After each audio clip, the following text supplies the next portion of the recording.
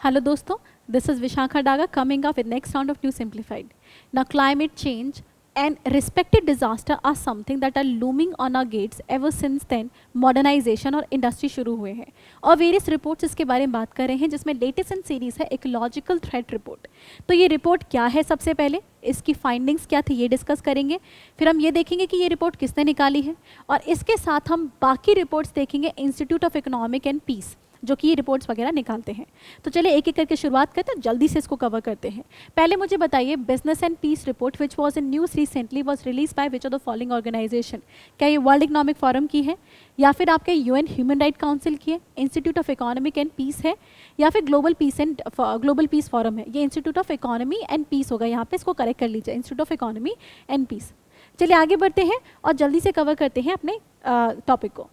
सबसे पहले ecological threat report, ये सेकंड एडिशन है। इससे पहले 2020 में इसका एडिशन निकाला गया था और इसको निकालने वाला जो इंस्टीट्यूट था वो था institute of economy and peace, यही था जो आपको एक ऑप्शन में डालना है। नाउ दिस इंस्टीट्यूशन ये जब ये रिपोर्ट निकालता है, इसकी जो मोस्ट ऑफ द रिपोर्ट है वो पीस के बारे में है। जब हम डिस्कस करेंगे तो आपको पता चल जाएगा और स्पेशली ये डेवलपमेंट और वो जो आपकी इकोनॉमी से होती है उसके बारे में बहुत बात करता है और उसके जो जितने डायमेंशन होते हैं उनको कोरिलेट करने की कोशिश करता है। जैसे इसमें how economic development and peace are dependent upon environment, right. तो इस तरीके से इन दोनों के बीच में कोरिलेशन निकालता है, how peace, economy and environment आपका कोरिलेटेड है। इसके लिए जो टॉपिक कवर करता है आपके वाटर स्ट्रेस है, food insecurity, drought, flood, cyclone and rising temperature. ये जो आपकी रिपोर्ट होगी ये इस तरीके से कनेक्ट करेगा कि कैसे हमारा पीस इम्पैक्ट हो रहा है, इकोनॉमिक डेवलपमेंट इम्पैक्ट हो रहा है, बिकॉज हमारा इकोनॉमिक डेवलपमेंट इकोलॉजी को थ्रेट करने लगा है। तो चलिए एक एक करके इसकी फाइंडिंग को डिस्कस करते हैं। सबसे पहले इसकी फाइंडिंग में मिला कि the ecological threat is rising in society.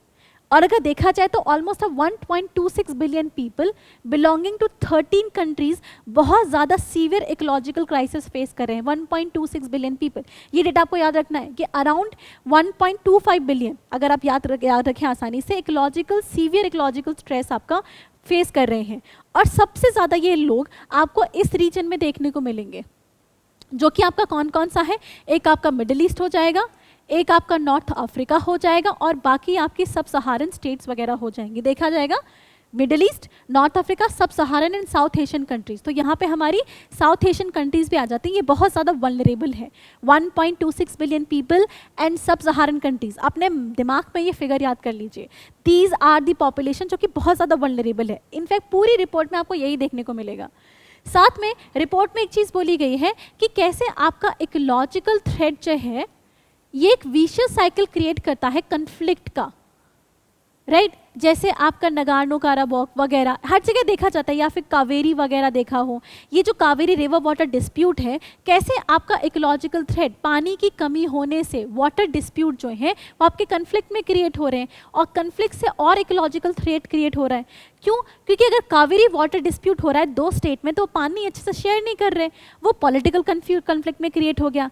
अब पॉलिटिकल कन्फ्लिक्ट में क्रिएट हो रहा है, इसीलिए और इफेक्टिव मैनेजमेंट नहीं हो रहा। अगर ये लोग साथ में आके काम कर पाते तो बेटर वाटर कंजर्वेशन कर पाते, बेटर वाटर मैनेजमेंट कर पाते, बट क्योंकि मैनेज नहीं कर रहे फिर इकोलॉजिकल थ्रेट बन रहा है, फिर आपका कन्फ्लिक्ट होगा। तो इस तरीके से इकोलॉजिकल आपकी साइकिल बन रही है। सो रिपोर्ट ने इसके बारे में बात की। रिपोर्ट फिर डिफरेंट फैक्टर्स को लेता है कि इकोलॉजिकल थ्रेट किस किस फॉर्म में देखने को मिल रहा है। इसमें बोला one of the biggest problem is population, जो कि रैपिडली राइज कर रही है। इनफैक्ट इट टॉक्ड अबाउट कि 11 ऐसी कंट्री हैं जिनकी पॉपुलेशन डबल होने वाली है और वो मोस्टली सब सहारन अफ्रीकन कंट्रीज में, ये यहाँ पे आपकी मोस्टली देखने को जाएंगी, जिसमें टॉप 3 जो होंगे वो आपके होंगे नाइजर, अंगोला एंड सोमालिया, जहाँ पे इसकी 161% राइज पॉपुलेशन होगी, इसकी 128 और इसकी 113 पॉपुलेशन, मतलब 100% से ज़्यादा पॉपुलेशन राइज कर रही है। इसीलिए पॉपुलेशन बढ़ रही है, मतलब आपकी वल्नरेबिलिटी बढ़ रही है। इस वल्नरेबिलिटी के साथ डिजास्टर और देखे जा रहे हैं, जैसे फ्लड रिस्क। नियरली 44% जो हमारी पॉपुलेशन है, मतलब जो 44% फ्लड का जो रिस्क है वो बढ़ चुका है। हर साल फ्लड का रिस्क और बढ़ता जा रहा है। हमारी कंट्री में आसाम वगैरह है, वेस्ट बंगाल वगैरह है, ऐसी और कंट्रीज़ में है। जैसे यहाँ पे साउथ एशिया बहुत ज़्यादा देखा जाता है और कोविड के टाइम पे वल्नरेबिलिटी और बढ़ती देखी गई थी। सो पहली तो है फ्लड रिस्क बढ़ रहा है। तो उन्होंने बोला पानी की प्रॉब्लम दो तरीके से हो रही है, एक तो एक्स्ट्रा है वाटर की, जहाँ ज़रूरत नहीं है वहाँ एक्स्ट्रा एक साथ देखने को आ रहा है जिससे फ्लड हो रहा है। दूसरा जो देखी जा रही है दैट इज डेफिशिएंसी। डेफिशिएंसी की वजह से हम देखते हैं ड्रॉट। एक तो एक्स्ट्रा जिससे फ्लड हुआ, दूसरा डेफिशिएंसी से आपका ड्रॉट होता है। तो फ्लड आपका 44% बढ़ गया है और ड्रॉट का डेटा ये है कि बाय 2040 आपकी 5.4 बिलियन पॉपुलेशन आपकी वाटर रिस्क में होगी, मतलब इनके पास सेफ ड्रिंकिंग वाटर नहीं होगा।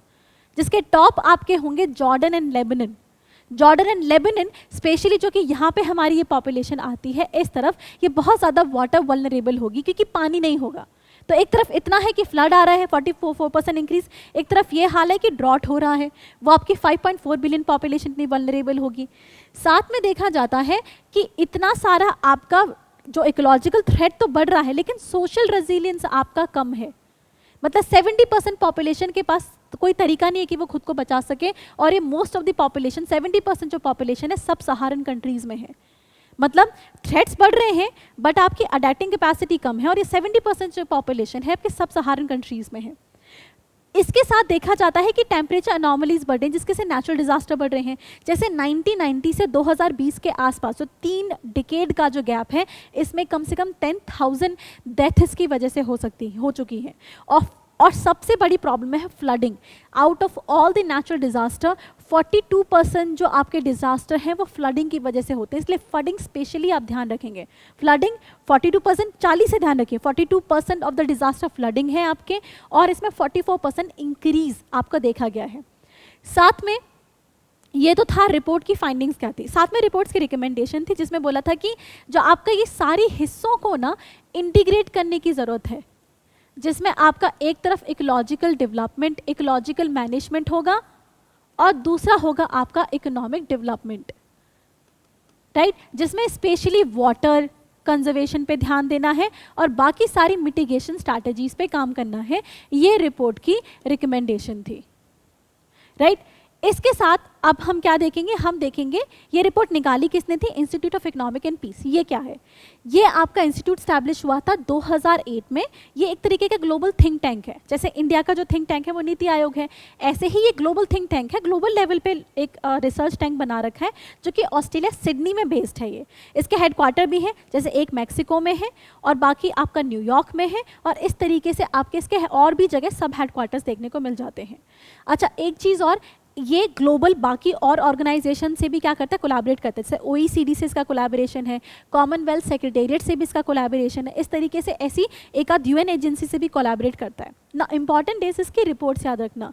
इसकी सबसे फेमस रिपोर्ट है ग्लोबल पीस इंडेक्स एंड जो आपकी ग्लोबल टेररिज्म इंडेक्स है। एक बात ध्यान रखिएगा, इसका मेन एम है इकोनॉमिक डेवलपमेंट जिसके लिए पीस की ज़रूरत है। मेन एम क्या है, इकोनॉमिक डेवलपमेंट जिसके लिए पीस की जरूरत है। एंड पीस दीस डेज किस किस चीज से थ्रेट होती है, कौन कौन से ग्लोबल इशू हैं। एक तो क्लाइमेट चेंज है आपका, एनवायरमेंट, दूसरा आपका क्या है, दूसरा होता है टेररिज्म, और तीसरा है ट्रेड वॉर, बिजनेस, इन चीजों से इंपैक्ट हो रहा है। तो इसी के आसपास इसकी रिपोर्ट रिवॉल्व करेंगी। बस ये ध्यान रखिए, इसको चाहिए इकोनॉमिक डेवलपमेंट, उसके लिए चाहिए पीस, और पीस आपकी इम्पैक्ट हो रही है आजकल एनवायरनमेंट इकोलॉजी से, दूसरा आपका टेररिज्म से, और तीसरा आपकी ट्रेड बिजनेस इन जो ट्रेड वॉर की वजह से हो रही है। तो इसी पे इनकी रिपोर्ट है। तो पहला क्या होगा, ग्लोबल पीस इंडेक्स। इकोनॉमी के लिए ग्लोबल पीस तो इसको चाहिए, तो ऐसे ध्यान रखेंगे इसको क्या चाहिए इकोनॉमिक डेवलपमेंट के लिए, ग्लोबल पीस। इसमें प्रॉब्लम क्या है, टेररिज्म के लिए, तो ग्लोबल टेररिज्म इंडेक्स है इसका, जो कि अच्छा ये वाली जो रिपोर्ट है इकोनॉमिक इंटेलिजेंस यूनिट के साथ निकालता है। Global piece report economic intelligence unit के साथ आती है। साथ में आपका पॉजिटिव पीस रिपोर्ट भी है, तो इसको ग्लोबल पीस भी चाहिए, इसको आपकी पॉजिटिव पीस भी चाहिए। अब मैंने तीसरा क्या बोला था, business peace, business and peace report. एक एक करके सारे टॉपिक आ जाएंगे। ग्लोबल टेररिज्म रिपोर्ट है, बिजनेस के लिए ग्लोबल पीस रिपोर्ट आ गई, इसको ओवरऑल ग्लोबल पीस चाहिए थी, पॉजिटिव पीस चाहिए थी, और इकोनॉमिक वैल्यू ऑफ पीस। अगर आपको मोटो याद है ना, institute of economy and peace, तो इसकी रिपोर्ट याद की जा सकती है। क्या? इसको चाहिए इकोनॉमिक डेवलपमेंट, जिसके लिए चाहिए पीस, जिसके लिए इकोलॉजी, टेररिज्म और बिजनेस पे ध्यान देना है। तो इसकी रिपोर्ट ऐसी है, ग्लोबल पीस इंडेक्स चाहिए, ग्लोबल पीस चाहिए, पॉजिटिव पीस चाहिए। कैसे? ग्लोबल टेररिज्म पे ध्यान दिया इन्होंने, फिर बिजनेस एंड पीस पे ध्यान दिया, और साथ में आपकी इकोनॉमिक वैल्यू ऑफ पीस, तो इनका फोकस है ही, और जो आपका रिपोर्ट ही है जो हमारी मेजर है वो आपकी इकोलॉजिकल थ्रेट हो गई। तो इस तरीके से ऐसा ना जाल बना के याद कर लीजिए, इकोनॉमी और पीस चाहिए, ये इसकी डायमेंशन, और इस तरीके से इसकी रिपोर्ट कवर हो जाएंगी।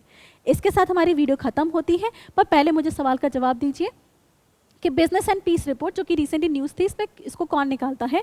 World economic forum, UN human right council, institute of peace and development, ये यहाँ पे हमने institute of economic and peace हमने इसको करेक्ट किया था, और ग्लोबल पीस फोरम। तो इसका आंसर आपका ये है, institute of economy and peace. इसी के साथ हमारी वीडियो खत्म होती है। आपको पसंद आई तो लाइक करें, सब्सक्राइब करें, नहीं तो कमेंट सेक्शन में अपने कमेंट्स डाल दीजिए। Thank you so much. Current Affairs by Forum IAS is an all-in-one program that covers the dynamic aspect of the syllabus from both prelims and mains perspective. Last year, we have helped more than 100 students crack IAS with our current affairs classes.